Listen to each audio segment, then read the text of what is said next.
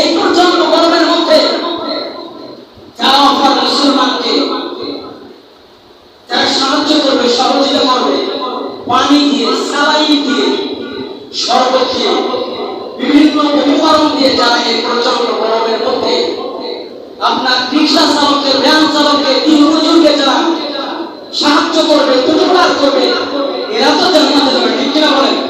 আমরা সোশ্যাল মিডিয়ায় দেখেছি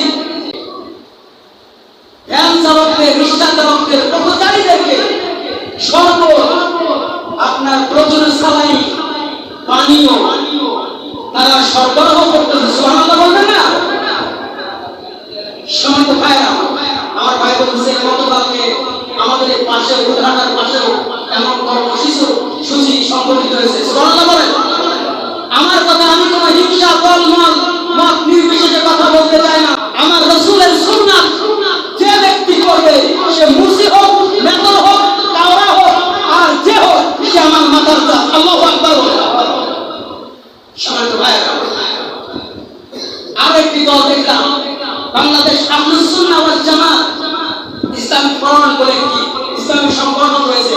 তারা গোটা চট্টগ্রাম শহরব্যাপী ঘোষণা করেছেন এই পর্যন্ত তাপদাহ কারণ হলো আপনার আমার কর্ম। ঠিক কিনা বলেন? আমি আপনার আলেম ক্লাসে যখন পড়তাম, ইংলিশ একটি প্যাসেজের মধ্যে একটি সিন কমপ্লেকশন ছিল। ওই সিন কমপ্লেকশন এর নাম হলো দ্য গ্রিন হাউস ইফেক্ট, জলবায়ু পরিবর্তন।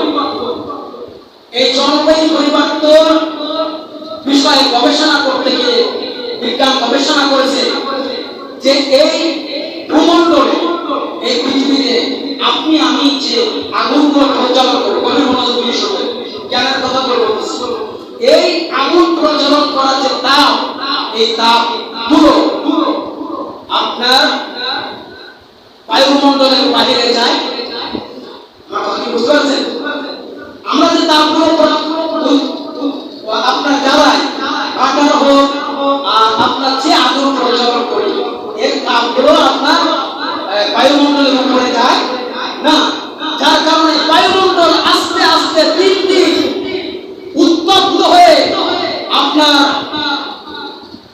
বিভিন্ন যে রশ্মিগুলো রয়েছে, এই রশ্মিগুলো ফাটল ধরে, এরপর ফাটল ধরার কারণে আপনার বরফের যে হিমবাহগুলো, সেগুলো আস্তে আস্তে গলে যাওয়ার কারণে সমুদ্র পৃষ্ঠ আস্তে আস্তে উঁচু হওয়ার কারণে আজকে গোটা বিশ্বে আপনার দেখবেন, খেয়াল করে, গরমের ভাগ বেশি না কম? কথা বলেন, বেশি না কম? আজকের প্রচন্ড গরমের কারণে আজকে দেখেছেন আপনার দুবাইতে কি সুনামি হয়েছে, প্রচন্ড বৃষ্টি। পক্ষান্তরে বাংলাদেশে কোনো বৃষ্টি নাই। বাংলাদেশে বিভিন্ন জায়গায় দেখবেন আপনার সালাতুল ইস্তিসকার নামাজ আদায় করতেছে না? বাংলাদেশে বিভিন্ন জায়গায়, আমাদের সাথেও আপনার সালাতুল ইস্তিসকার নামাজ হয়েছে।